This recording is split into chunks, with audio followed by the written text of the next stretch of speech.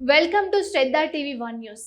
2024 ఎన్నికల సమయంలో ప్రజలకు ఇచ్చిన హామీలను అమలు చేయడంలో కూటమి ప్రభుత్వం పూర్తిగా విఫలమైందని విజయనగరం జిల్లా జెడ్పీ చైర్మన్, వైఎస్ఆర్సీపీ జిల్లా అధ్యక్షులు, భీమిలి నియోజకవర్గ సమన్వయకర్త మజ్జి శ్రీనివాసరావు, వారి కుమార్తె చిన్న శ్రీను, సోల్జర్స్ అధ్యక్షురాలు సిర్రమ్మ విమర్శించారు.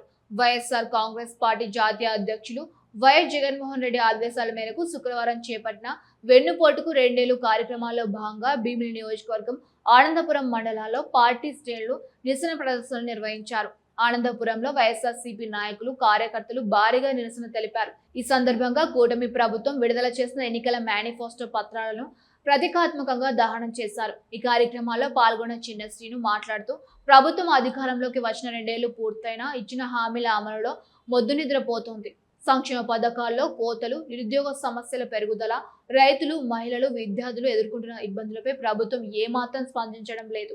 ప్రజల దృష్టిని మళ్లించేందుకు ఆడుతున్న నాటకాలను ప్రజలు గమనిస్తూ ఉన్నారు. ప్రజా సమస్యల పరిష్కారం కోసం వైఎస్ఆర్సీపీ పోరాటం ఆపే ప్రసక్తే లేదు అని స్పష్టం చేశారు.